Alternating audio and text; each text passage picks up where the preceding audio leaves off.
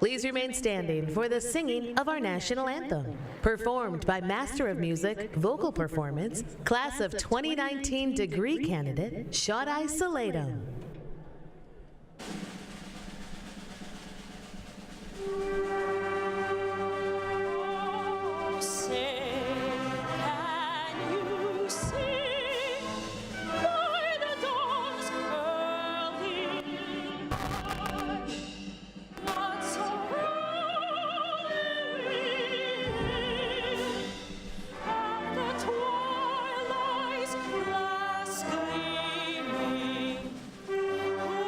Stripes and bright stars.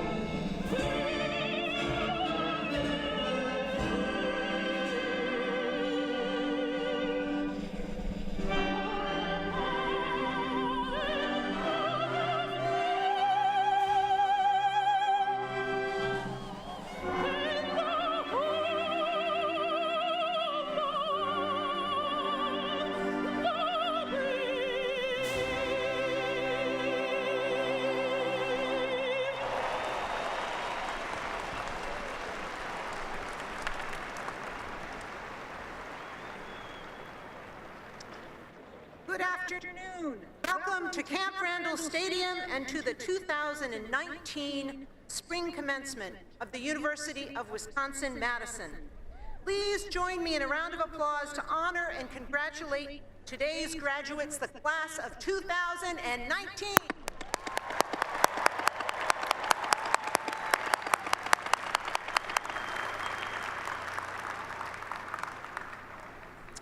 We brought commencement back to Camp Randall 5 years ago, reestablishing a long-time tradition. It's great to be gathered in one place with all of the graduates, their families, and friends. I apologize for the weather. You'd think, as the birthplace of weather satellite technology, we'd have some control over these things. But at least it's not snowing. At this time, it's my pleasure to introduce you to the members of our official party. I'm going to ask each of them to rise when their name is called and to remain standing. And I'll ask the audience to please hold your applause until all members of the party have been introduced. Rebecca Blank, Chancellor. John Bailing, President, UW System Board of Regents. Cora Merritt, Alumni Speaker. William Karpus, Dean of the Graduate School. Catherine Vandenbosch, Dean of the College of Agricultural and Life Sciences. Ian Robertson, Dean of the College of Engineering. J.J. Watt, Keynote Speaker. You're allowed that exception, that's fine. Diana Hess, Dean of the School of Education. Margaret Raymond, Dean of the Law School. Carl Schultz, Dean of the College of Letters and Science. Soyeon Shim, Dean of the School of Human Ecology. Stephen Swanson, Dean of the School of Pharmacy. Scott Ovchatik, Registrar. Raymond Tafora, Vice Chancellor for Legal Affairs. Charles Haslett, Vice Chancellor for University Relations. Lori Reeser, Vice Chancellor for Student Affairs. Barry Gerhardt, Interim Dean of the School of Business. Linda Scott, Dean of the School of Nursing.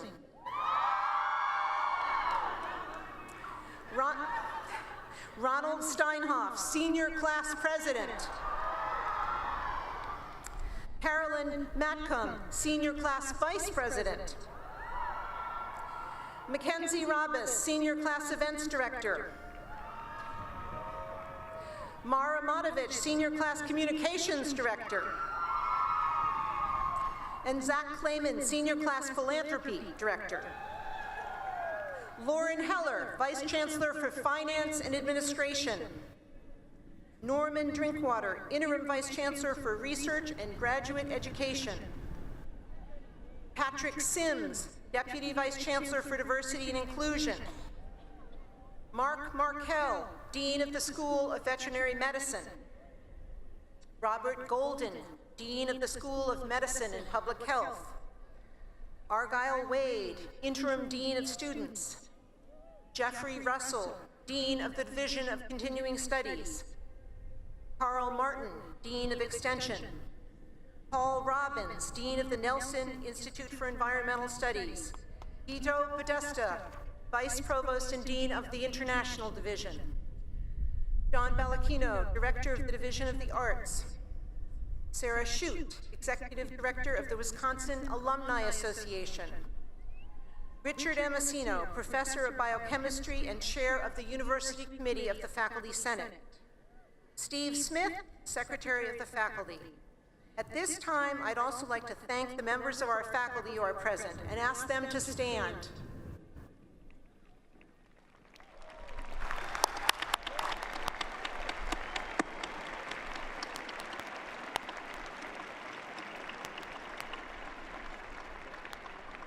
And finally, the graduates who were chosen by their dean to represent their school or college by carrying its flag in the academic procession. Please stand.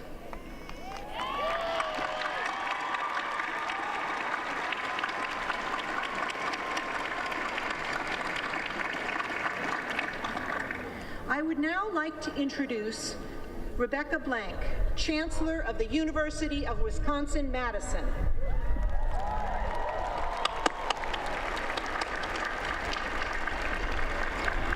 Last summer, Chancellor Blank celebrated her 5th anniversary of leading this great university.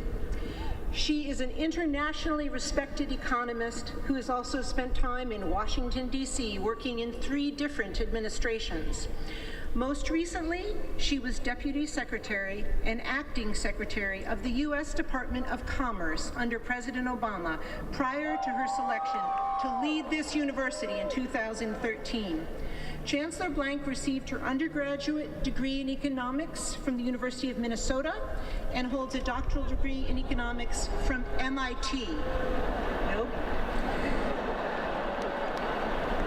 She has served on the faculty at Princeton, Northwestern, and the University of Michigan, where she also served as Dean of the Gerald R. Ford School of Public Policy. As Chancellor, she has committed herself to maintaining the university's position as one of the world's top centers for discovery and research, educating students to compete in a global economy, and helping our University of Wisconsin experts to share knowledge and innovation with the state, the nation, and the world, what we call the Wisconsin idea. Please welcome Chancellor Rebecca Blank.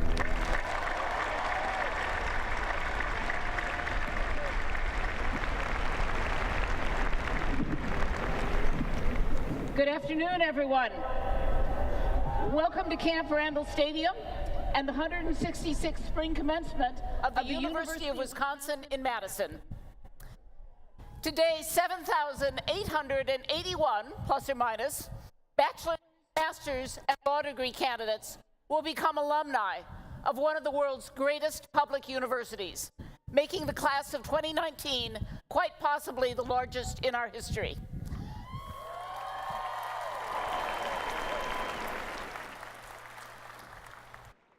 Friends and family, you have the best seats in the house, where fans have been cheering on the Badgers for 102 years. And just for the record, that first game in Camp Randall was a shutout when we trounced the University of Minnesota.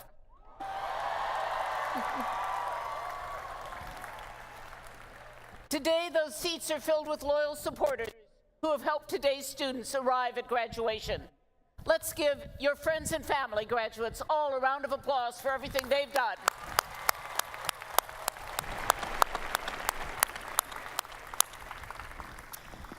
Now, the class of 2019 has left its mark at the university. This class set new records for community service. It helped make UW-Madison the #1 public university in the nation for students studying abroad.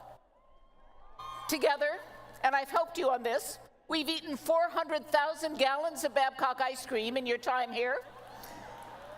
You've battled for Bascom in epic snowball fights.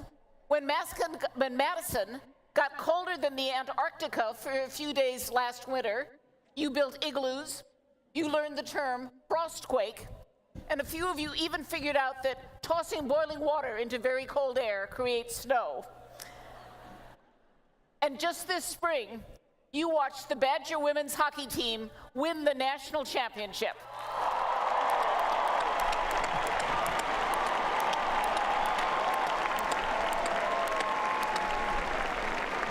They are great athletes and great students, and the co-captains and assistant captains of that team are graduating today, Annie Pankowski and Sophia Schaefer, along with Emily Clark and Maddie Rolfs. Congratulations to all of them.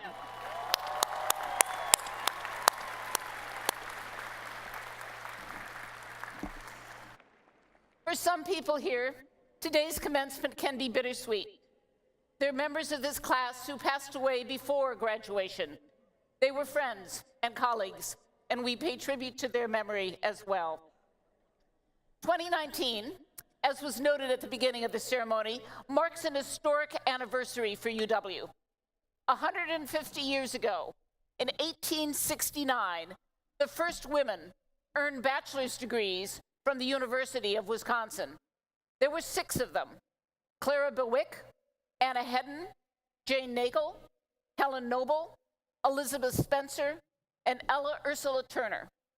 We honor them for their extraordinary individual achievements, but also as trailblazers for generations of extraordinary UW women who followed them, some of whom you're going to meet in just a few minutes in our video. Women like Sister Mary Kenneth Keller, a Roman Catholic nun who in 1965 became the very first person in the United States to earn a PhD in computer sciences. And she did it right here at UW.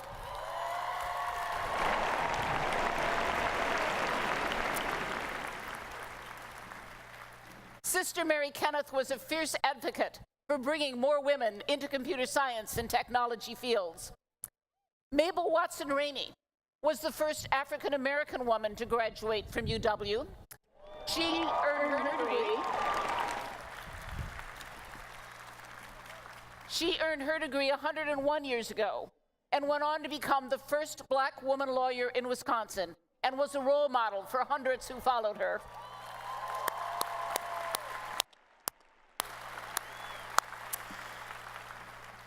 And Ethel Coleman Allen, a 3-time UW alumna who did groundbreaking botany research here in the 1930s and helped to create one of the most beautiful spots on this campus, the Allen Centennial Garden.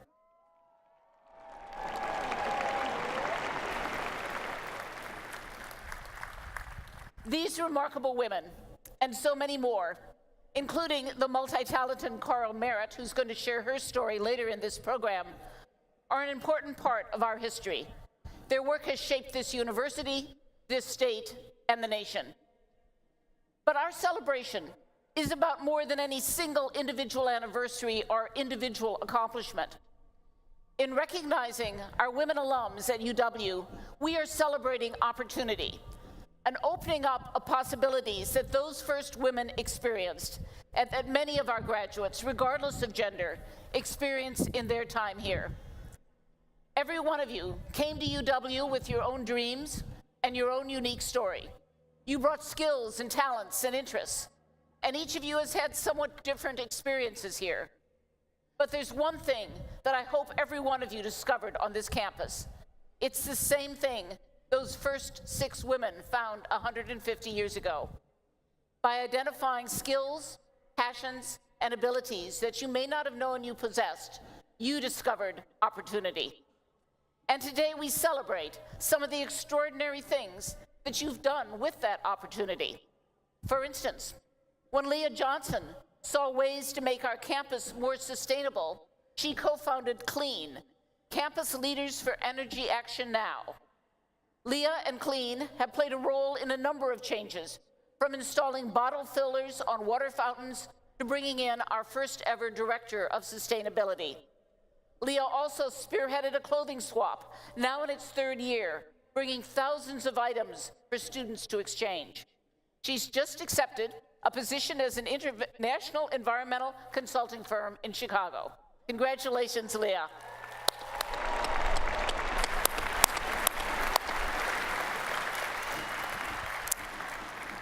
Kent Mock came to this country from the Philippines when he was 13. He dreamed of becoming a doctor. But after his father passed away, Kent wasn't sure he was going to get to college at all. He found a way, thanks to a Posse scholarship, and made a decision to dedicate himself to helping others succeed. Today, Kent graduates with honors and is applying to medical school.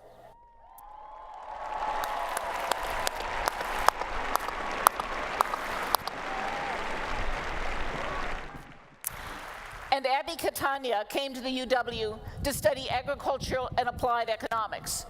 But she noticed there were not many students of color in many of her classes, so she did something about it. First, she organized a program to bring students in from one of Milwaukee's highest poverty high schools for a 3-day overnight on campus to learn about the things we have to offer here. Second, she took $500 of her own savings to start a scholarship fund to encourage more students like her to pursue majors in agriculture. She brought in other donors, and the first Abigail Catania Diversity Scholarship was given last summer. Congratulations, Abby.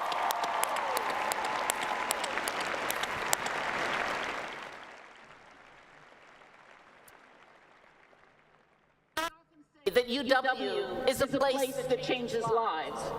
But the university is just a collection of buildings on a lake. It is the people at the university who change lives. People like Leah, Kent, Abby, and every one of you who embraced the opportunity you were given to learn from a world-renowned faculty and then share that knowledge with others to help them succeed. That's the proud UW mission of outreach and public service, what we call the Wisconsin idea. And it's given you opportunities to learn things that we simply can't teach in a classroom. Things like how to be resilient when things aren't going well, how to ask for help when you need it, how to work effectively with people who come from different backgrounds, and how to be a leader. Those are skills every one of you are going to need to be successful in work and in life, which leads me to offer you two pieces of advice. First, learn to be uncomfortable at times. Remember when Brian Stevens came to campus? Most of you were in your first year when we read Just Mercy as our Go Big Read book. Brian talked about what he's learned from his work at the Southern Poverty Law Center. One of the most important lessons is that people who accomplish really important things are the ones who can tolerate discomfort. He said, we all like to seek the things that are comfortable rather than uncomfortable. But if I want to create justice, I have to get comfortable with the struggle. Those first 6 UW women knew something about getting comfortable with the struggle. They had a hard time here. They were frustrated that they couldn't take classes first thing in the morning. They had to wait till the men's classes were through. They had to deal with some of the male students, treating them like they simply didn't belong here. And some of the faculty openly questioned whether admitting women would dilute the value of the degree. It would have been easier to leave. And maybe some of you at times have had that same feeling. But they didn't run away, and neither did you. You've learned to have difficult conversations. You've learned to advocate for yourself. And I hope you've learned how to be uncomfortable at times. In those moments, when you stretch beyond your comfort zone, that's when you are most likely to learn and grow. Second piece of advice, know who you are and be that person. Don't try to be someone you're not. One of our students tells the story of coming here as an engineering major who struggled during his first year to admit to himself that he really didn't like engineering and he wasn't very good at it. With a lot of introspection and help from his advisor, he is now a very happy speech pathology major. I know that some of you have had similar experiences. College isn't just about learning an academic subject. It's about learning yourself and learning to accept who you are rather than trying to be someone else. Your student speaker today will share his story about trying to become, as he puts it, a real person rather than just a happy image on Instagram. When you're honest with yourself about who you are, what you love to do, what you're good at, that's when you'll be best prepared to make the right choices for your career and your life. I want to close where I began, with our first 6 women graduates. In many ways, they were no different than all of you. They came here for the opportunity to be educated at a great university. They were shaped by the same enduring values that have guided your Wisconsin experience. And the letters they wrote home weren't so different from the text messages that you send to your families, though I'm told that they asked their parents for things like a fresh batch of pickles and a new slop bucket. Clara Bewitt was the valedictorian of that group of 6. You can read about her in your program. She became a journalist and a renowned advocate for women's rights. As her graduation approached, she wrote a letter to her grandparents, and I want to end with a passage from that letter. She wrote, "How strange it is that the years fly so quickly by. The close of each year brings us to a stopping place where just for a moment we may tarry and glance back over the road we have passed, a milestone measuring off the past from the future, the actual from the ideal. It is very pleasant to turn a new leaf, as yet clean and bright. So, forgetting the things which are behind us, we will run with patience the race set before us." I wish you all the best as you turn over a new leaf in your life. Keep in touch. Let us know what you're doing. Let us know how you're doing. And remember to come back and visit. You will always be part of the University of Wisconsin here in Madison, and I hope that UW will always be part of you. I can't wait to hear what you accomplish in the years ahead. Congratulations to the class of 2019, and on Wisconsin.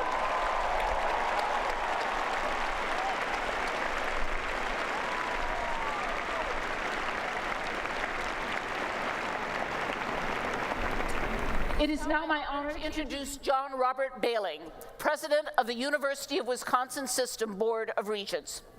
Regent President Behling graduated from the University of Wisconsin River Falls with a bachelor's degree in political science and economics and received his law degree at the University of Wisconsin Law School in Madison.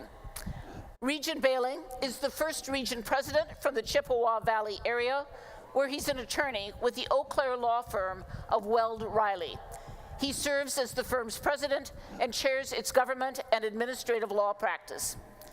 Even as his term on the Board of Regents comes to a close, I want to thank Regent President Behling for his service and for joining us here today.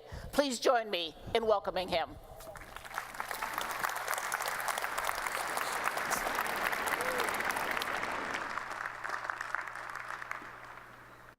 Thank you, Chancellor Blank, for that very kind introduction. It's always a pleasure to be back on campus. When I was preparing my remarks this morning, my spouse was looking over my shoulder, and she said, "You're going to be speaking at the world-famous Camp Randall today. Are you nervous?" And I said, "I feel confident. I feel pretty good." And then she said, "The Chancellor said there's going to be over 50,000 people in attendance." I said, "I think I've got this. I'm feeling pretty good." Then she shouted out, "J.J. Watt's going to be there." Now I'm nervous.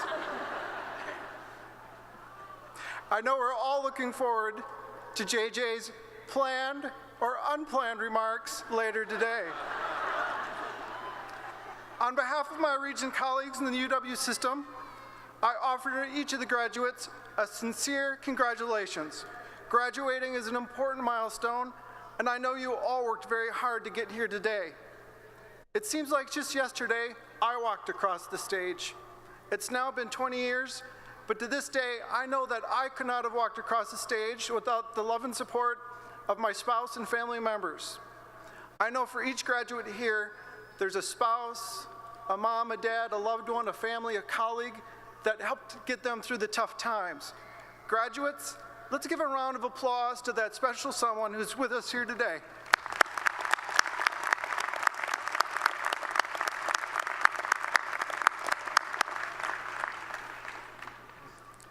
Just a few words about the Board of Regents in the UW system.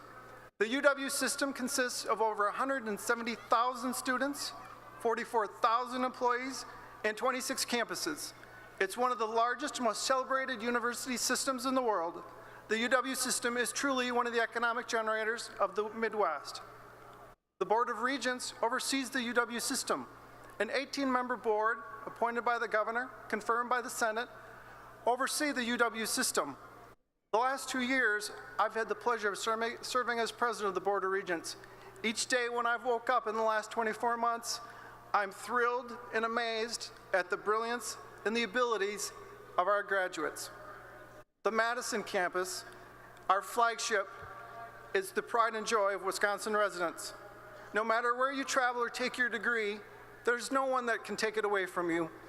It's a degree that carries worldwide recognition, respect, and most importantly these days, integrity. One final point I'd like to make is even though the world is changing quickly, one thing that hasn't changed is the importance of higher education, where a dedicated faculty like we have at Madison inspires students, where innovative research expands possibilities, and where students encourage each other. UW-Madison exemplified that when I walked across the stage 20 years ago, and I know it will continue to do so for generations to come. In closing, graduates, I'm very proud of each and every one of you. Thank you for choosing UW-Wisconsin. Thank you for being a Badger, and on Wisconsin.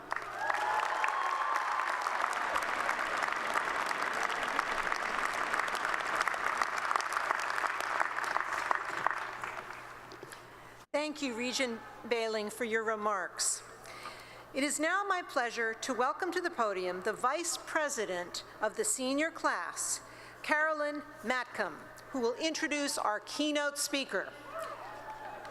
Caroline is a Milwaukee native whose time on campus beautifully illustrates the global reach of UW-Madison.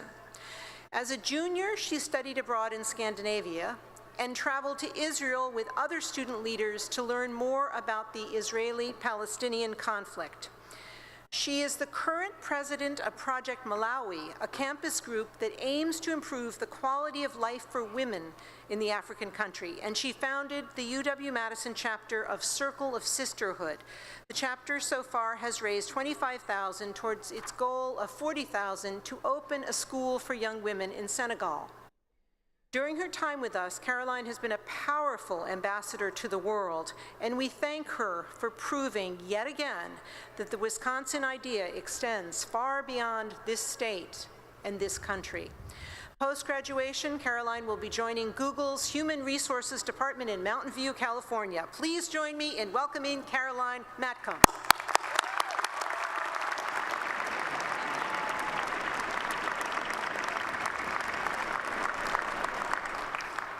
Thank you, Provost. It is truly an honor to introduce our keynote speaker, a former Badger who has gone on to great acclaim as both a world-class athlete and one of the most selfless, generous players in the NFL. Just a few years ago, J.J. Watt was playing defensive end for UW right here at Camp Randall. He started as a walk-on, but through hard work and perseverance, he rose to become the team's most valuable player and the 11th overall pick in the 2011 NFL Draft.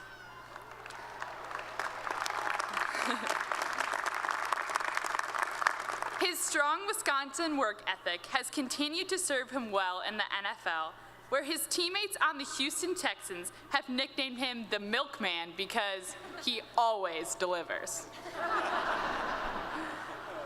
He's quickly becoming legendary, considered by many as the greatest defensive player ever. But it's the way he uses his NFL stardom for good that really sets him apart. As a community and nonprofit leadership major, I'm personally inspired by the J.J. Watt Foundation, which funds after-school athletic programs in communities where those opportunities have been lacking. He started the foundation while still a student here. 2 years ago, after Hurricane Harvey devastated Houston, Mr. Watt launched a fundraising effort that has now raised more than $41 million for hurricane relief.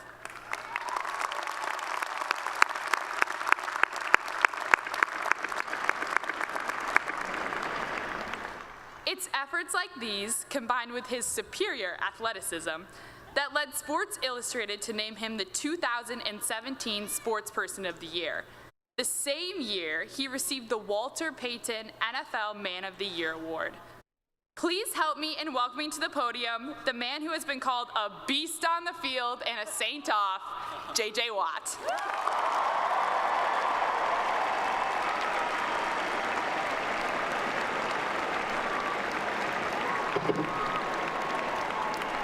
Broke it.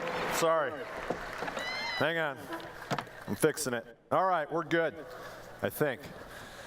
Madison, it is absolutely incredible to be here. Thank you very much for having me in this beautiful city.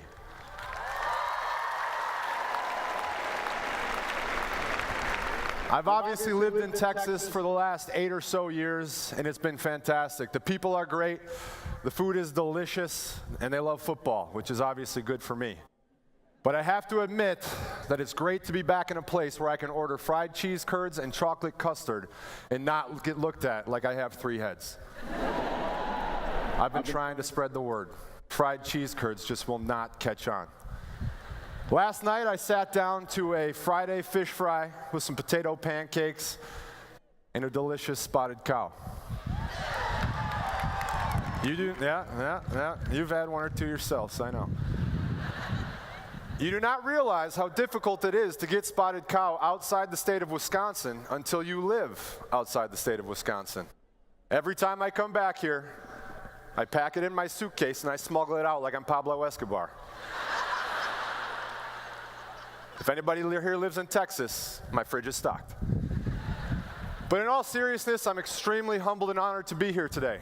I want to say thank you first to the Chancellor.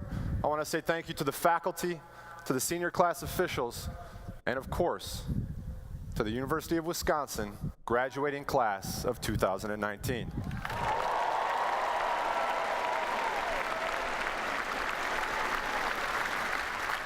When I was first asked to be the commencement speaker, geez Louise, great job, JJ. There we go. Maybe I should have wrote it down. When I was first asked to be the commencement speaker, I had media a couple days after. I had a press conference in Houston, and they asked, have you written your speech yet? And I said, no, I don't write speeches. And they said, well, what are you going to have on the teleprompter?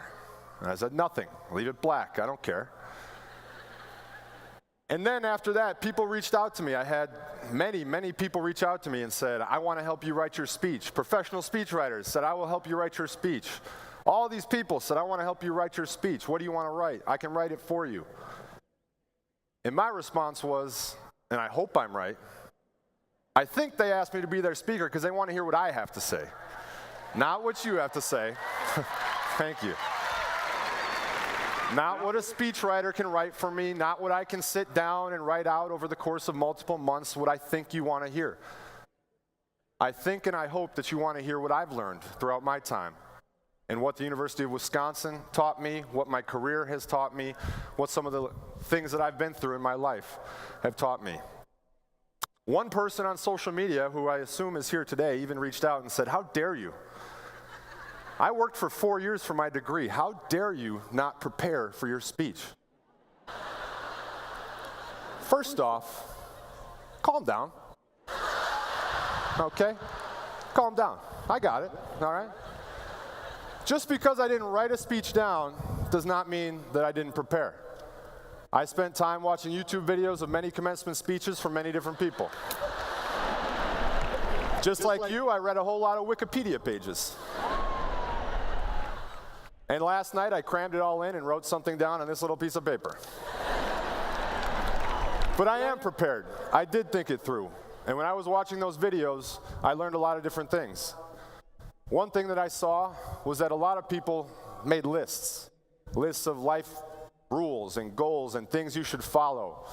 And I thought to myself, I don't think I'm a list guy. I don't know if I'm going to write a list. I don't know if I want to. There's a lot of people in this audience that are a hell of a lot smarter than me. I probably shouldn't be telling them how to live life. And then I started to write my speech. And what I wanted to talk about, not write it, up here. What I wanted to talk about was dream big, work hard. I started my foundation when I was at this university as a junior. I got a whole lot of help from the legal department at this school. They helped me work through the 501c3 paperwork. They helped me work through how to start a foundation. And dream big, work hard was my motto. Because I truly believed that you should have as big of dreams as you want in this world. Never let anybody tell you you can't accomplish those dreams. I once had a teacher who told me that my dream of one day playing in the NFL was unrealistic. Well, hello.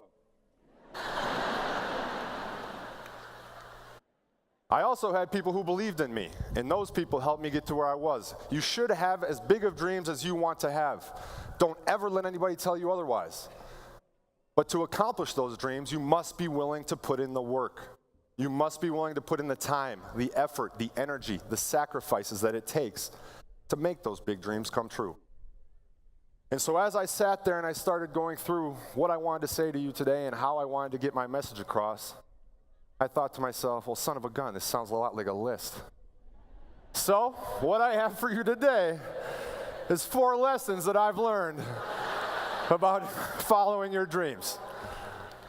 I've followed my dreams all the way to where I am today, and I have a whole lot more that I'd like to do. But along the way to this point, I've learned a lot, and I'd like to share that with you today. I grew up 45 minutes from this stadium in Pewaukee, Wisconsin. Okay, we don't have that many people in the town, okay, so I know you're lying. Thank you. I appreciate it. When you're born in the state of Wisconsin, your childhood closet consists of 3 things: green and gold, red and white, and camo. Maybe some blazed orange in 2019, I don't know. I had the obligatory Brett Favre jersey in my closet, but what I really gravitated towards was the red and white. I wanted to be a Wisconsin Badger. Truth be told, when I was young, I wanted to be a hockey player. I did the skate with the Badgers. I loved it. I wanted to be a hockey player here. As I grew older, it changed to football. I came to my first football game in 2005 in this stadium. I remember everything about it, just like I'm sure you remember everything about your first time on this campus or at this stadium. Hopefully I'm not involved, because that's going to make me feel really old. Some guy here today brought a picture of me, and he said he painted it when he was in 8th grade. That hurt. That hurt. I just turned 30, and I'm having a tough time dealing with it, guys. Anyways, my first day here, when I came to the game, I did the tailgating. I can still smell the bratwurst. We played cornhole. The crisp was in the air. The leaves were changing colors. It's magical. It's truly magical, and I know that you all know what I'm talking about. When I walked into this stadium and I could hear the band playing, oh, all right, yeah, you guys. Shout out to LaCrone, huh? 50 years, what the? Hell yeah.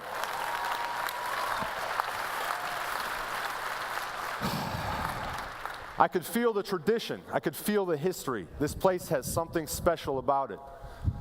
On that day, John Stocco in the 4th quarter with 25 seconds left in that end zone right there ran a quarterback draw to score a touchdown to beat Michigan. I remember I was sitting right over there in those seats, and I thought to myself, this is it. This is my dream. This is where I want to be. I'm a Wisconsin Badger. Unfortunately, the coaching staff didn't quite agree. They said I was too small to play tight end here. They didn't have a scholarship for me. In fairness, I was 6'5", and very skinny and lanky. I looked like one of those blow-up things at a car dealership.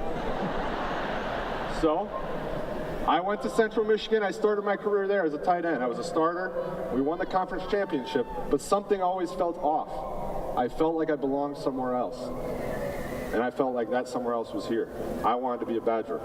I transferred in, and I walked on to the university.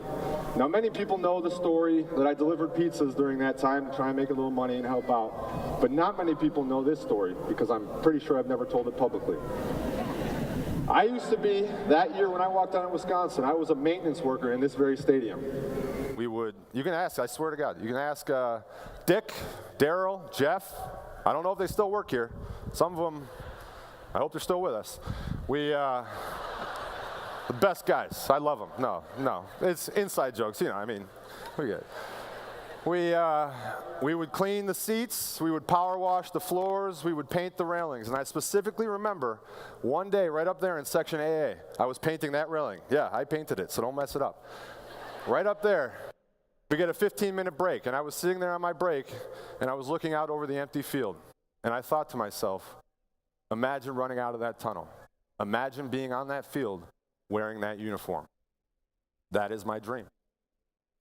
And every day during spring practice, during training camp, I would go up to that office, see the balcony, 5 windows to the right of that. That was Charlie Partridge's office, my defensive line coach.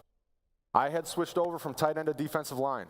Every night at 10 p.m., after he was done with the starters, after he was done with his coaches' meetings, long after everybody went home, Coach Partridge would go over my scout team film with me, and he would show me where I should place my hands, how my footwork should look like, what to look for in opposing offenses. He taught me how to play defensive line. I tell you those stories for 2 reasons. One, to tell you what an honor it is to be here today. When I was sitting up there in Section AA painting those railings, I couldn't even have dreamed that I would be standing here in front of you as your commencement speaker. I also tell you that because it's the first lesson that I learned about chasing your dreams. The path to your dreams often never goes the way you imagine it will. When I dreamed about coming to Wisconsin, I dreamed about getting a scholarship out of high school. I dreamed about starting early on in my career and going and winning Rose Bowls. There were no obstacles. There were no challenges. Of course, I'd have to do the workouts and do the schoolwork, but I did not imagine making minimum wage painting railings in the stadium at Camp Randall as a walk-on. And that's my message to you. Even to this point in your life, you may not have imagined how your college career would go. Maybe you didn't start here. Maybe you didn't start in the major you finished in. Maybe there were some tough times, some adversity, some obstacles along the way. But here you are, accomplishing one of your dreams. It will be difficult. It will not look the way you want it to look. But in the end, if you stay focused, if you stay true, if you have the passion for your dream, you will get there, no matter how difficult that path may be. That leads me to my second lesson that I learned, and that's that nobody accomplishes their dreams alone. I implore you to find somebody on this planet who has accomplished their dreams without the help of another human being. Nobody does. You need help, both good and bad, positive and negative. Positively, my parents helped me financially when I walked on here, leaving a scholarship behind. Coach Partridge helped me learn how to play defensive line. I have family, parents, friends, teachers, coaches, teammates that have helped me along the way in so many positive ways. You might wonder, how can you be negatively helped? Well, in 2011, I was drafted in the first round by the Houston Texans. It was one of the biggest days of my life. One of my dreams had come true. I was ecstatic. I hugged my family. My high school coaches were there with me. The people who helped get me there were there. And then I went back to my hotel room that night and I checked my phone because I wanted to see what Twitter was saying and see how the reaction in Houston was. And I clicked a video of the draft party at the stadium in Houston. The first thing I saw was some dude at the top of his lungs booing his heart out.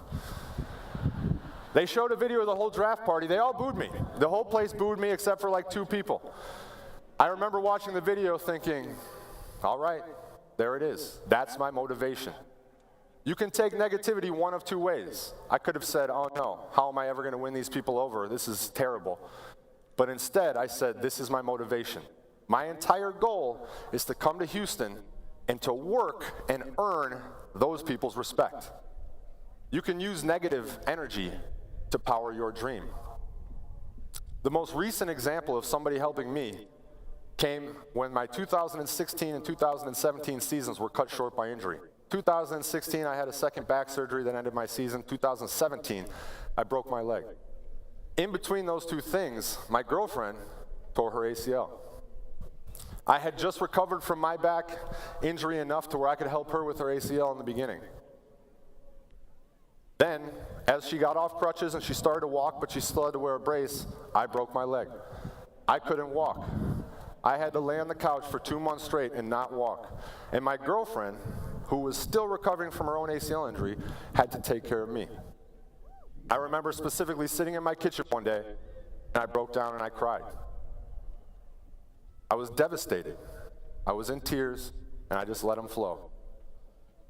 I was supposed to be the one taking care of her. I am supposed to be the one taking care of other people. I'm not supposed to be the one getting the help. And that's the day that I learned that no matter how big you are, no matter how strong you are, no matter how tough you may be, everybody needs to ask for help at some point in their lives. We all could use a helping hand. We all can use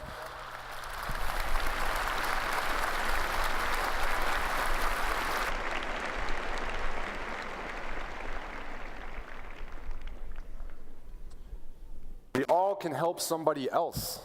On the path to your dreams, you will not do it alone.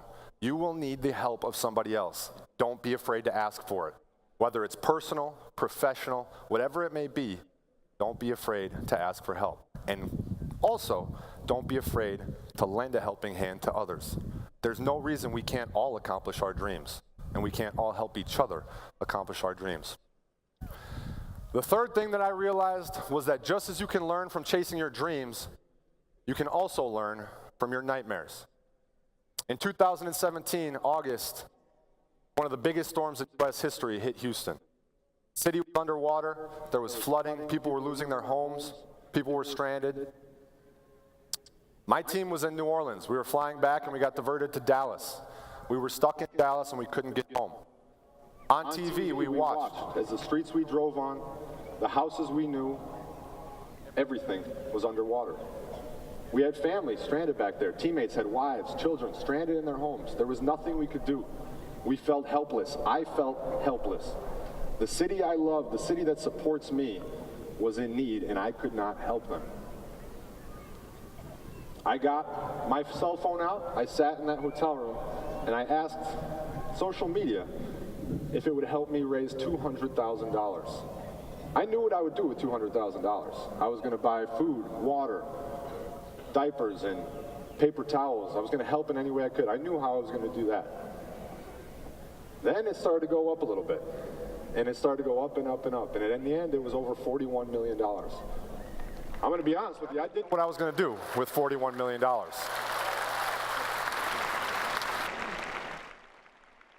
One of the first people I reached out to was a fellow Badger. You're going to be surprised at how many fellow Badgers you have in the world and how tight this fraternity is. I reached out to Jake Wood, who started Team Rubicon. He's done incredible work throughout his career in disaster relief and helping out all different disasters, Hurricane Katrina and everything. He was one of my first calls, and he helped me figure it out. And we sat down and we talked through it, and we came up with a plan. Before the hurricane and before the fundraiser, I had developed a bit of a negative attitude, a cynical attitude towards the world. We live in a very negative time. The news is negative. The lead stories are always diversive. There's things that are dividing us and pulling us apart, and I was worried. I didn't have a whole lot of hope. But in an instant, with that fundraiser, with the letters, the donations, hundreds of thousands of people pouring in their support from all over the world, not caring about the religion, the race, the ethnicity, financial status of the people they were helping, not knowing the people they were helping. The willingness to step up and help out their fellow human gave me hope. There is reason, there is good, there is true humanity out there in the world. We just need to shine the light on it. That hurricane fundraiser for me shined the light on how many good people there are in the world. It doesn't always make headlines. It doesn't always dominate our social media feeds. But I promise you, there is so much more good out there in the world than we realize. And the more that we can help to get that good out there and to shine the light on that good, we truly can make a difference. So I learned from that. Thank you.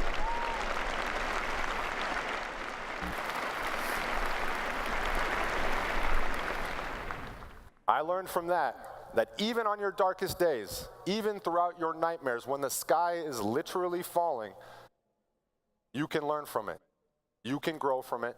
There is a silver lining that you can find. I implore you, as you go through your journey and you chase your dreams, be sure to find those silver linings on your darkest days. There are going to be nightmares. I wish I could say there aren't, but it's just the truth. You're going to go through some very difficult times as you navigate these waters moving forward. When you go through those tough days, when you go through those difficult times, remember to learn something from them. Remember that you can rise above them. And remember that there is an opportunity to grow. The final thing that I learned from chasing my dreams is that I have a whole lot more left to learn. I know that I don't know everything. Nobody in the world has all the answers. They can lie to you and say that they do. They can post on their social media and act like they have a perfect life, but nobody does. There's a lot that have great lives, and I'm fortunate enough to be one of them, but nobody is perfect. Nobody has it all figured out. When you came to Madison, you may have had an idea of what you wanted your major to be, but I'm sure a lot of you didn't. When I sit here and I think about what I want to do after my football career someday, some days I think I have all the answers. Some days I know exactly where I want to go and what I want to be. Other days, I sit there with my cup of coffee, I stare blankly, and I think, what the hell am I going to do with my life? I'm sure you've all been there. You're at a point right now where you have your entire life ahead of you. You just earned a degree from one of the best universities in the country, and you have an entire world and so many opportunities sitting in front of you. You may not know what your dream is. You may not know what exactly it is you want to accomplish, and that's okay. But when you do figure it out, when you do remember the the 4 things I talked about today. When you figure your dream out, remember, it will not be a straight path. Stay committed. Never lose sight of what it is you want to accomplish. Don't be afraid to ask for help along the way. And don't be afraid to help others along their path. Remember that there will be dark days. You will go through difficult times, but they are learning opportunities. They're growing opportunities. You can come out on the other side better than you went in. And remember that there's still a whole lot left for you to learn. Nobody has all the answers. You probably never will, but that's okay. Keep learning, keep inspiring, keep striving to be the best version of yourself. Today, you're accomplishing one of your parents' biggest dreams. Hopefully one of your own as well. Hopefully. We hope. And tomorrow, when you wake up, probably around like 2 p.m., you're going to begin a journey towards new dreams. You're going to have new goals. You're going to have new things you want to accomplish. As you go along that journey towards your new dreams, remember to help a few people out along the way. Remember to try and change the world for the better as you go. This is an incredible place that we live in. It's an incredible time. If we each do a little bit, if we each try and help each other out, if we're each not afraid to ask for help, we can do some unbelievable things. Together, we can change the world, one person at a time. Congratulations and thank you to the class of 2019 on Wisconsin.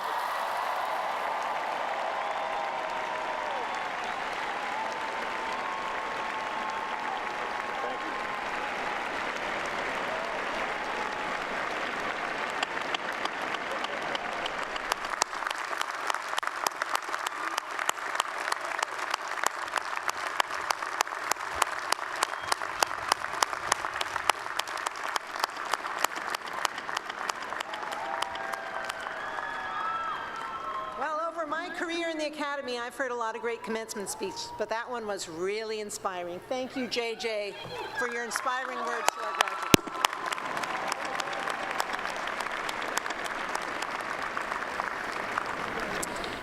At yesterday's commencement ceremony for doctoral candidates, we awarded 2 honorary degrees. These degrees are awarded not for the completion of a course of study like your degrees that we'll award today, but for living an extraordinary life.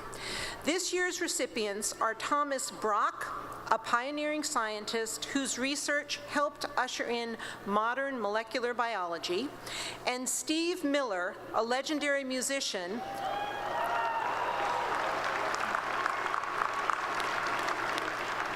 whose advocacy on behalf of all artists is making the path easier for the next generation of musicians.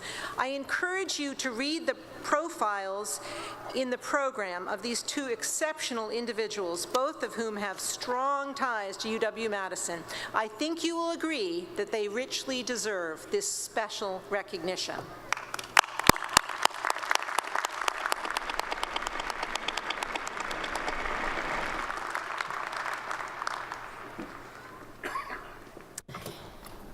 It is my pleasure to introduce someone who does not need an introduction at Camp Randall, Professor Michael LaCrone, and the member of the University's School of Music Band, who will play our musical selection this afternoon, Songs to Thee, Wisconsin, arranged by Professor LaCrone.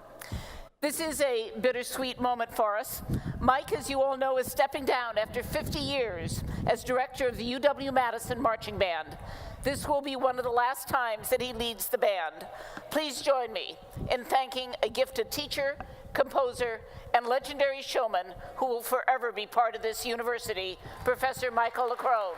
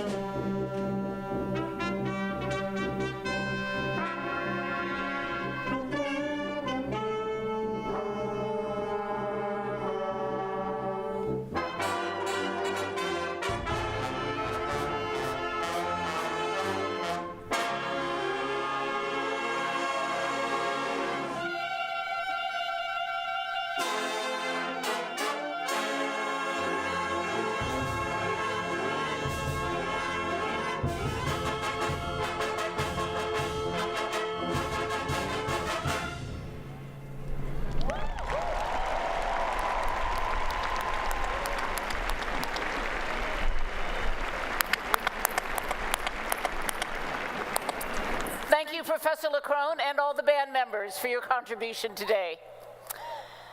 This year, as has been noted already, we commemorate an historic moment for female graduates on campus, and we're reminded of all the incredible and accomplished women who've called this university home.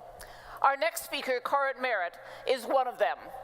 Dr. Merritt earned a master's degree and a PhD in sociology from UW-Madison and served on our faculty for more than 20 years. She published widely in the field of sociology while serving in a host of public and professional positions, including a long and distinguished association with the National Science Foundation. Most recently, she was the Foundation's deputy director, serving until 2014. Under her leadership, the Foundation increased its efforts to broaden representation in the fields of science, technology, engineering, and mathematics. This coming fall, it's too bad you're all leaving, I'm pleased to announce that Dr. Merritt has agreed to return to campus to teach a class on the Wisconsin idea, past and present. Please help me welcome Dr. Cara Merritt.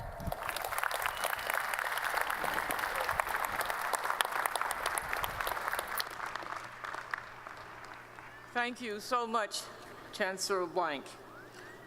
I have been called a trailblazer, but do my efforts to broaden boundaries in science, integrate fields of knowledge, and cultivate diversity, do they merit me the badge trailblazer?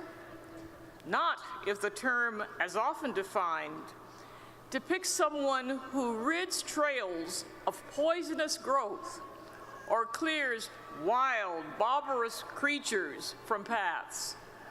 But if trailblazing signals efforts to widen pathways and diversify path takers, then I embrace the moniker. Key challenges in the contemporary world call for advances in science. The demand is for systematic analyses on life, the physical universe, behavior, and the entities that people create. The imperative is for inclusion of fields of knowledge, and for all of human talent. The lessons I've learned about the benefits of and potential for inclusion derive from varied experiences.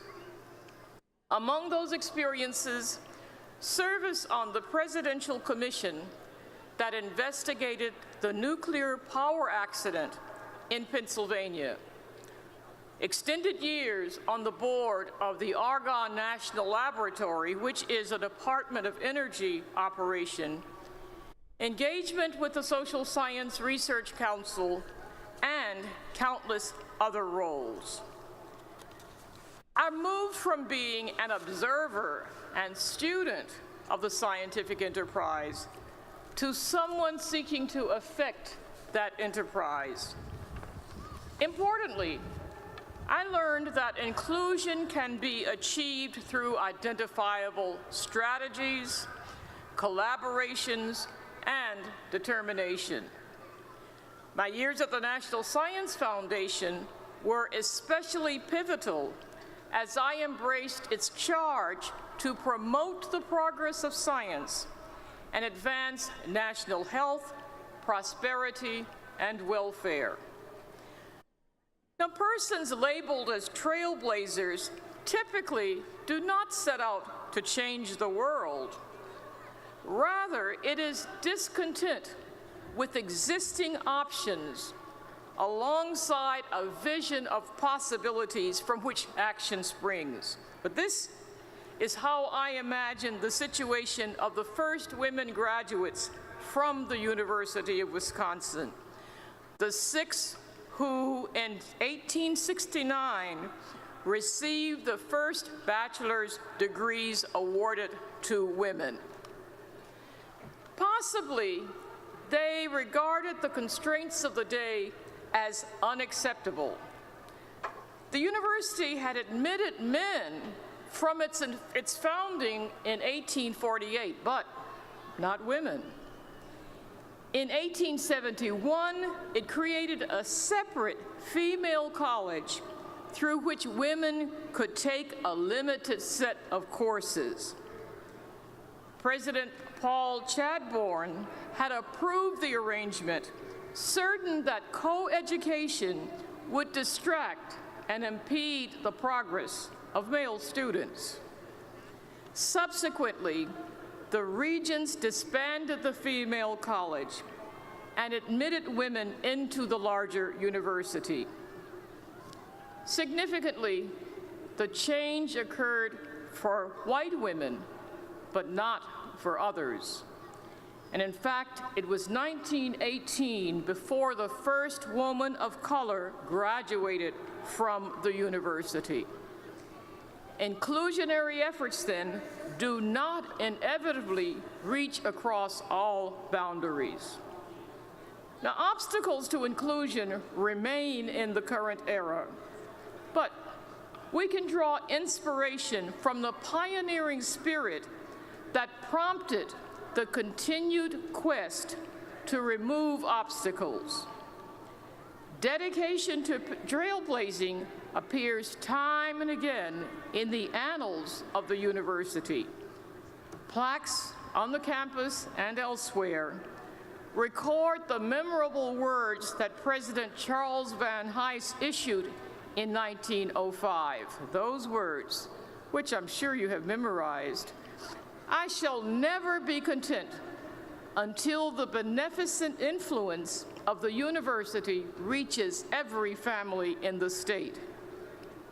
Faculty, staff, and students have embraced and enlarged this mantra, striving to have the university work to benefit the larger nation and indeed the entire world. That spirit prompted Lisa Hecht to attend today's ceremony, a ceremony she missed when she received her degree in engineering 40 years ago. Now, on a personal level, I cherish my affiliation with an institution where the dedication to inclusion is long-standing and the pursuit of it perseveres. And I'm confident that the trailblazers who brought us to where we are today, 150 years after women first received University of Wisconsin degrees, would be proud, as am I, to see the path makers all of you will continue to be, and that you've already become. Thank you so much.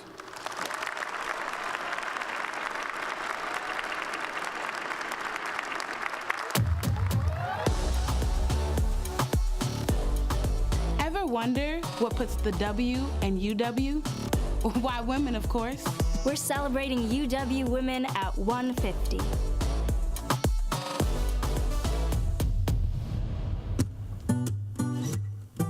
Imagine Wisconsin 150 years ago. It was 1863, the height of the American Civil War. The fledgling University of Wisconsin had lost much of its male population to the battlefield. The times were right to admit women. Such a great start. Except women were later put into separate classes in the female college. By 1869, the first group of trailblazers was ready to graduate.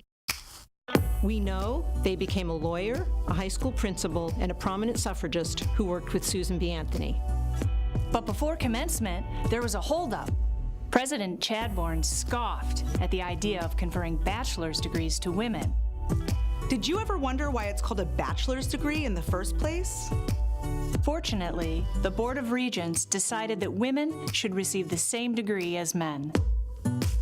They also decided to honor President Chadbourne by naming a building after him, the first all-women dormitory, Chadbourne Hall. Women officially received full coeducational status in 1874 and began taking classes with men. They started working in biology labs and studying geology. At last, women had their chance to delve into science. One of our alumni became the first woman geologist in the United States, Florence Bascom, daughter of former UW President John Bascom. The work of another alumna, bacteriologist Alice Evans, led to one of the most important advances in public health in the 20th century, pasteurized milk. At the UW, women in science were here to stay. The first known African-American woman graduated from the UW in 1918. Mabel Watson Ramey was fired from her first job as a teacher because she was black. She went on to become the state's first female African-American lawyer. Soon, other UW women followed in her footsteps. Women like Vel Phillips, the first African-American woman to graduate from the UW Law School, and the first woman and African-American to be elected to Milwaukee's Common Council. Phillips championed fair housing and civil rights and went on to become Milwaukee's first female judge and Wisconsin's first African-American judge. We named a residence hall after her. In every aspect of the collegiate experience, UW women excelled. They proved their strength in physical education and showed their aptitude for 3D design. Women participated in sports like basketball as early as 1900. All across campus, women pursued their passions. They didn't hold back on having fun and still don't. But UW women also took life seriously. In the Army Nurse Corps during World War II, Signe Scott Cooper saw that nurses were much more than physicians' handmaidens. She devoted 60 years to nursing education at UW and supported a 21st century vision for the School of Nursing. The theater was the stage for a different battle, civil rights. Alumna Lorraine Hansberry's award-winning drama, A Raisin in the Sun, became the first play by an African-American woman to be produced on Broadway. In the arts, UW women transformed modern dance. Margaret Dobler founded the first academic dance department in the nation. Sona Gale was the first woman to receive the Pulitzer Prize for Drama. Gerda Lerner founded the nation's first graduate program in women's history. Ada Deer was the first woman to lead a tribal nation and the Federal Bureau of Indian Affairs. The first female drum major in the Big Ten was UW's Dee Willems. The first woman and youngest person to head a Big Ten University police force, Sue Risley. The first female chancellor in the Big Ten, UW-Madison's Donna Shalala. Biddy Martin was UW's second female chancellor, and now, me. There are so many more firsts for UW women. And when it comes to national championship teams, Badger women win! Looking back, we realize how far UW women have come in 150 years. Where will you go next? Forward and on Wisconsin.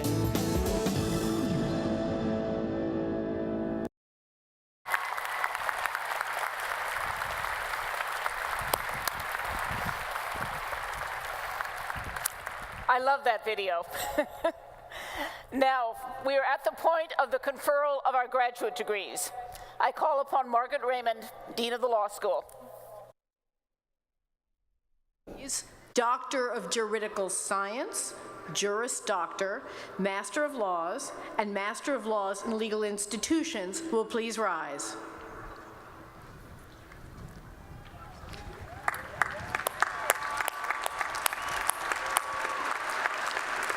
Chancellor Blank. Dean Raymond. These scholars have successfully completed the requirements of the courses in law. Upon the recommendation of the faculty of the law school, I present these candidates for degrees. On the recommendation of the faculty of the law school and under the authority granted by the University of Wisconsin System Board of Regents, I confer on you the degree Doctor of Juridical Science, Juris Doctor, Master of Laws, or Master of Laws Legal Institutions. Please join me in recognizing the achievements of our law degree candidates.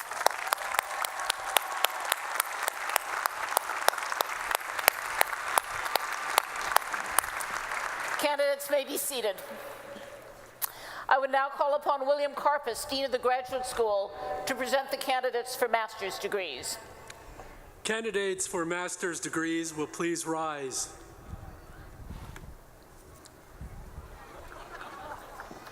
Chancellor Blank. Dean Karpus.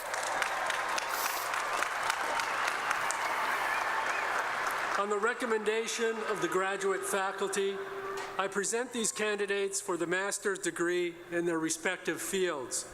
Master of Accountancy,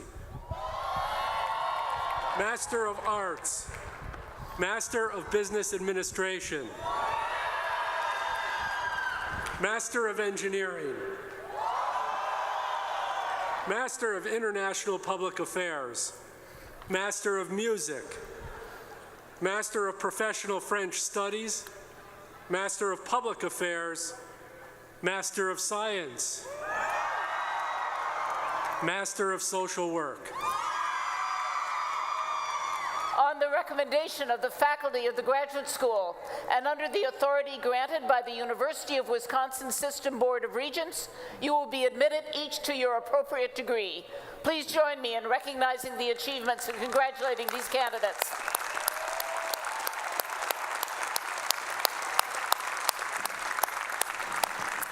Please be seated.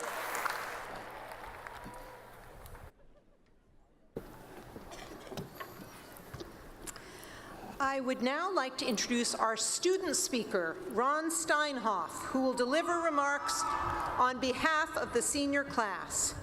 Ron is from Eden Prairie, Minnesota, and he is the president of the class of 2019. He embodies what we like to call the Wisconsin experience, which is our desire for our students to embrace learning inside and outside the classroom. Ron has studied abroad twice and spent time in Washington as a prestigious Mount Vernon Leadership Fellow.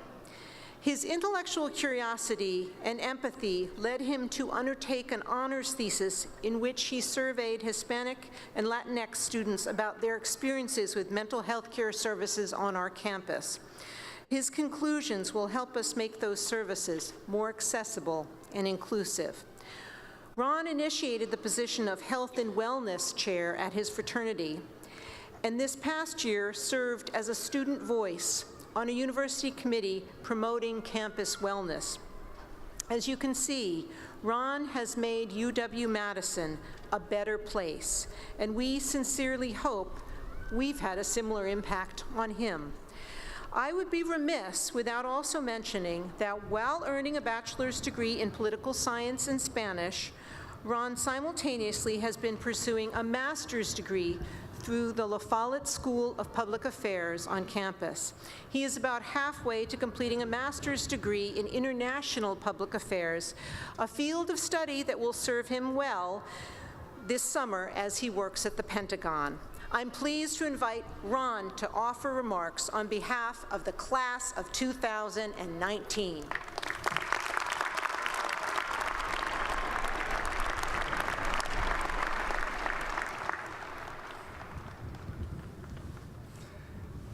Thank you, Provost Megelsdorf, for that kind introduction. Before I begin, I have one promise I have to fulfill. Exactly 2 years ago, I was sitting in this stadium, right over there, can't really see it. But when that year's senior class president was speaking, my mom tapped my shoulder and said, "Hey Ron, if you ever do this, you better thank me." At the time, I rolled my eyes and said, "Mom, I will never speak at commencement." But as JJ said, follow your dreams. So Mom, here it is. Thank you. I would be nowhere without yours and Dad's support. But I'm also a little concerned about what else you may know about my future. So now I'm supposed to tell you how with this degree, you will change the world. And likely, many of you will. But I want to take this time to talk about something a little bit different. Something everyone in this stadium can do.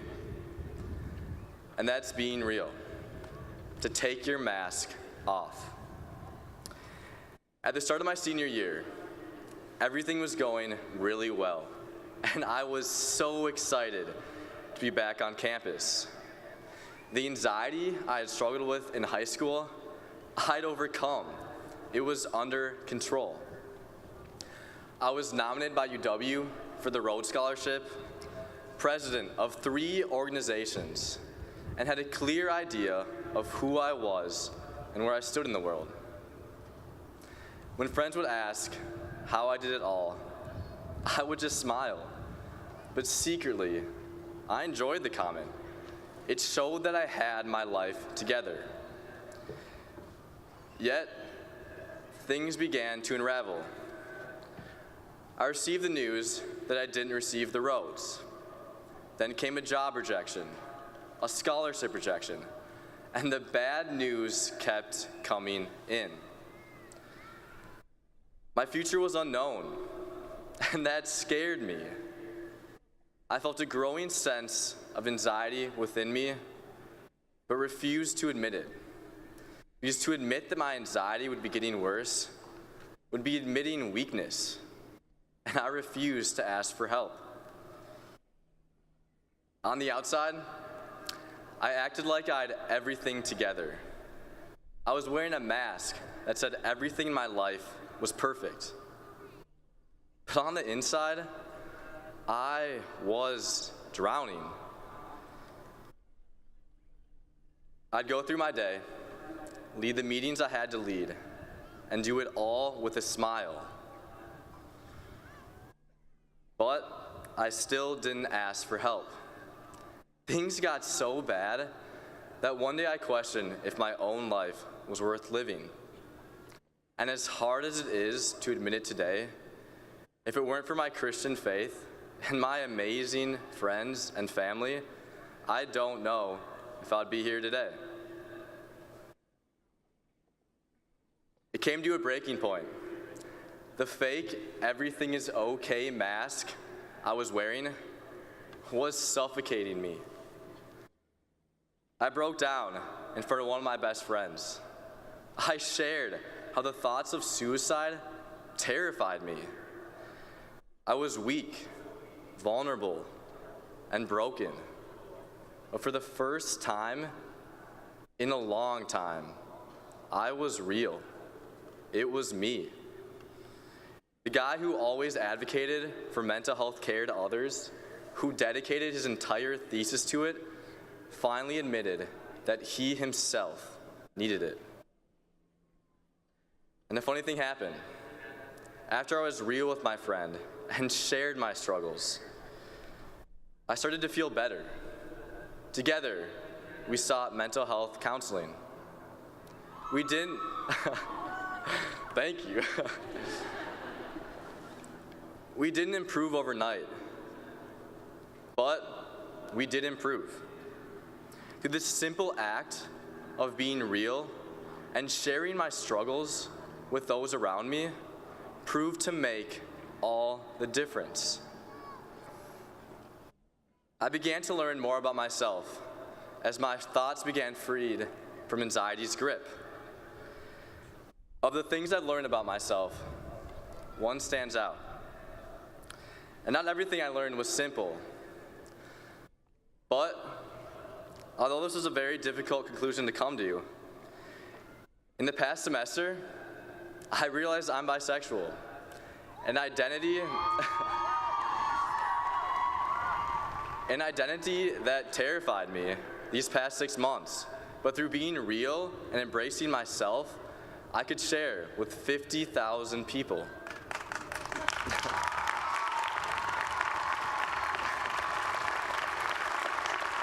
Thank you.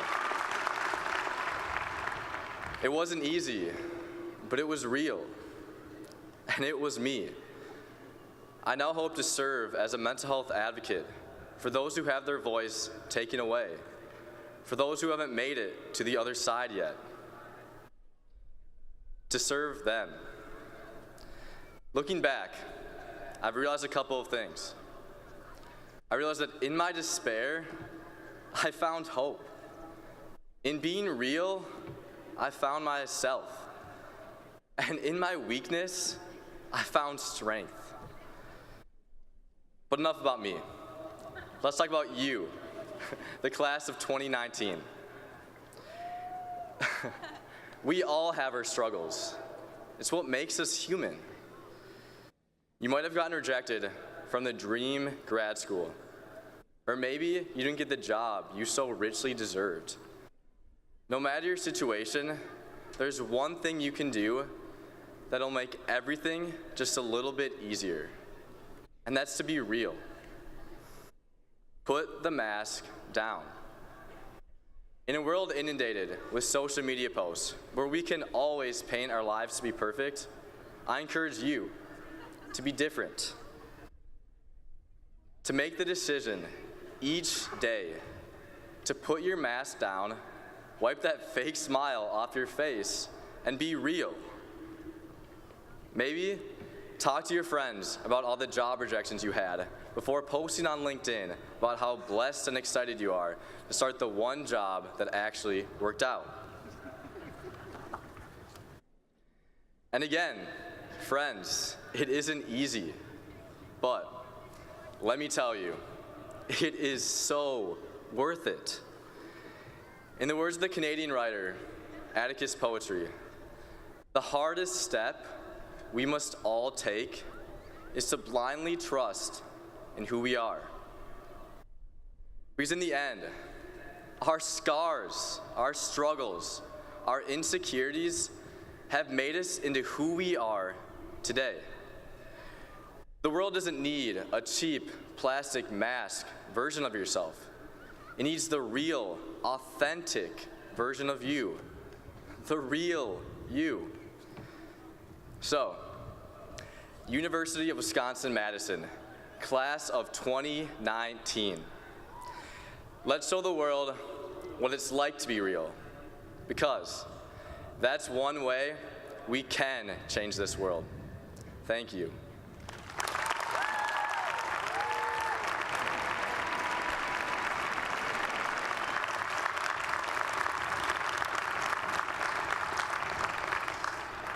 But before I go, we wanted to do something special to celebrate our graduation. And would you look at that? We're about 3/4 of the way through the ceremony. And that can only mean one thing. Hit it, Bucky! I gotta catch my breath. Thank you, Ron, for your thoughtful and honest remarks. And thank you for a chance to participate in Jump Around one last time here at Camp Randall. This is my last graduation here, so it's bittersweet for me.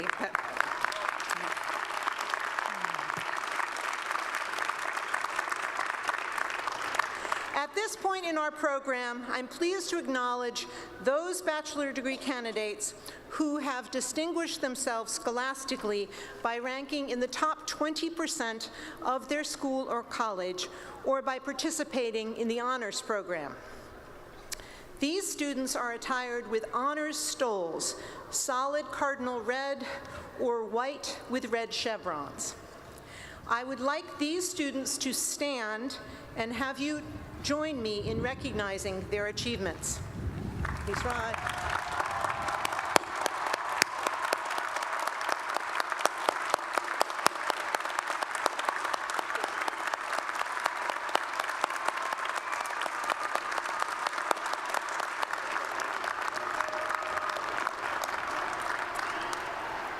Candidates may be seated.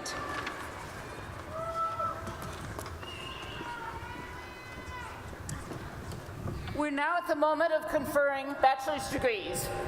Let me call upon Catherine Vandenbush, Dean of the College of Agriculture and Life Sciences. Candidates for bachelor's degrees in the College of Agricultural and Life Sciences will please rise.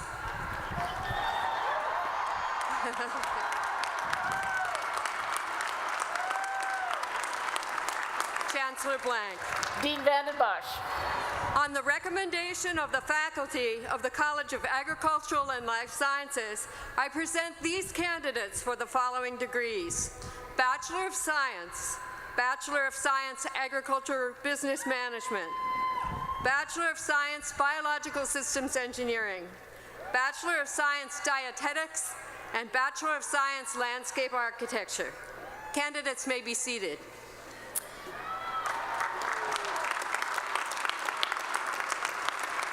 I now call upon Barry Gerhardt, Dean of the School of Business.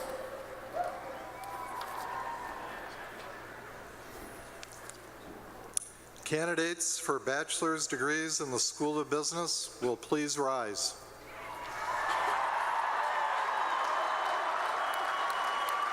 Chancellor Blank. Dean Gerhardt. On the recommendation of the faculty of the School of Business, I present these candidates for the degree Bachelor of Business Administration. Candidates may be seated.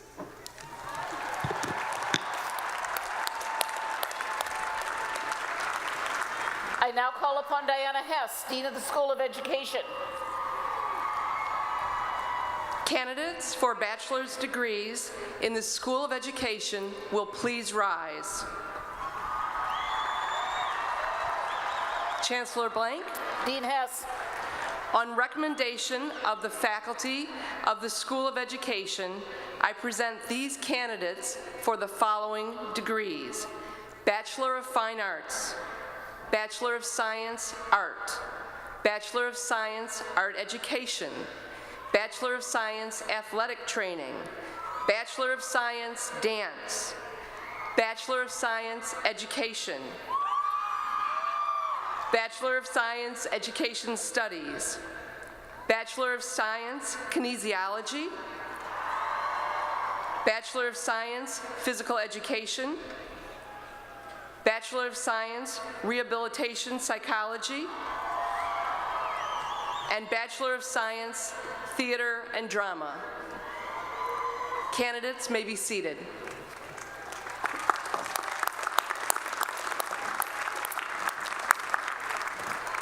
I now call upon Ian Robertson, Dean of the College of Engineering. Candidates for bachelor's degrees in the College of Engineering will please rise.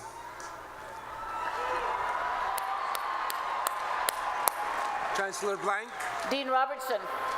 On the recommendation of the faculty of the College of Engineering, I present these candidates for the following degrees: Bachelor of Naval Science, Bachelor of Science Biomedical Engineering, Bachelor of Science Chemical Engineering, Bachelor of Science Civil Engineering, Bachelor of Science Computer Engineering, Bachelor of Science Electrical Engineering, Bachelor of Science Engineering Mechanics, Bachelor of Science Engineering Physics, Bachelor of Science Geological Engineering, Bachelor of Science Industrial Engineering, Bachelor of Science Material Science and Engineering, Bachelor of Science Mechanical Engineering, Bachelor of Science Nuclear Engineering. Candidates may be seated.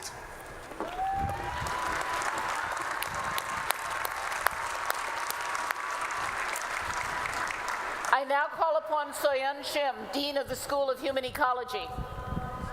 Candidates for bachelor's degree in the School of Human Ecology will please rise.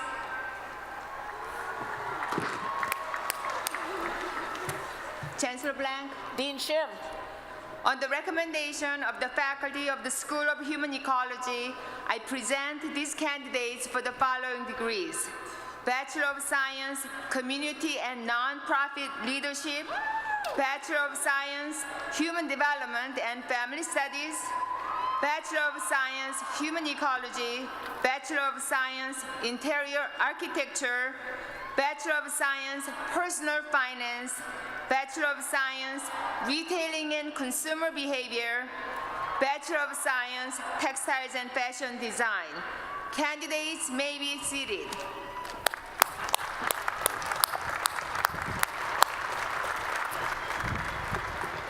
I now call upon Carl Scholes, Dean of the College of Letters and Science.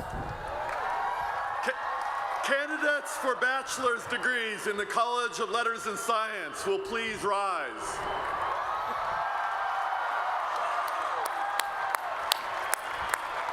Chancellor Blank. Dean Scholes.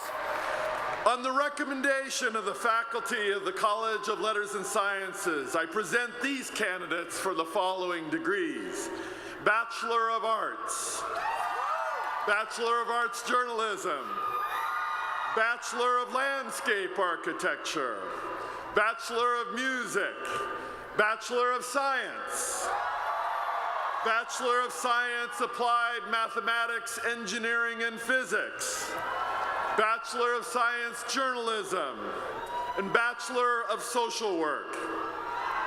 Candidates, please be seated.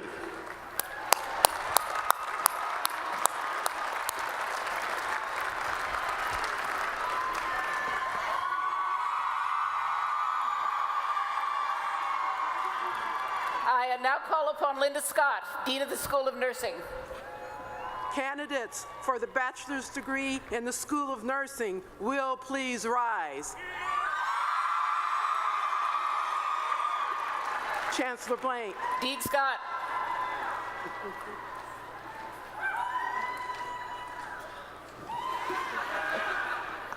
Sorry. It's your line. But we're all excited. On the recommendation of the faculty of the School of Nursing, I present these candidates for the degree Bachelor of Science Nursing. Candidates may be seated.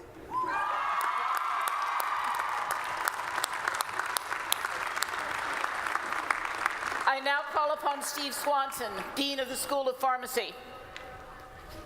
Candidates for the bachelor's degrees in the School of Pharmacy, all 22 of them, will please rise. Chancellor Blank. Dean Swanson. On the recommendation of the faculty of the School of Pharmacy, I present these candidates for the degree Bachelor of Science, Pharmacology, and Toxicology. Candidates may cheer and be seated.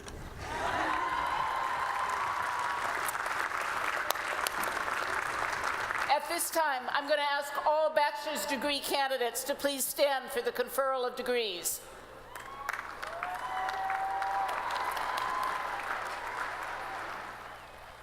On the recommendation of the faculty, and under the authority granted by the University of Wisconsin System Board of Regents, you will be each admitted to the degree appropriate to the courses you have completed. Congratulations to the class of 2019.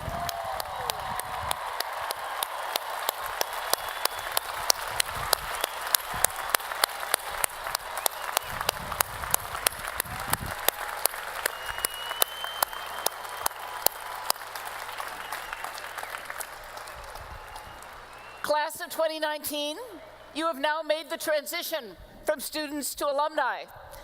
Tradition dictates that before degree conferral, candidates are going to wear their tassel on the right side of the mortarboard. After commencement, to symbolize your status as graduates, your tassel is worn on the left. This is the moment to move your tassels.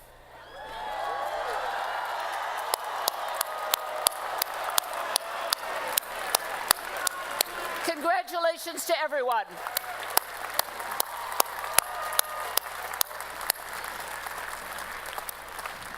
You may all be seated.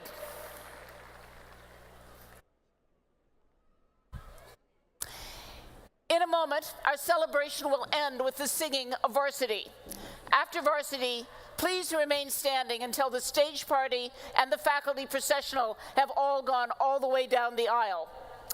Congratulations to all of our graduates, and again, thanks to the family and friends whose support and encouragement made this day possible. Good luck to each and every one of you, and on Wisconsin!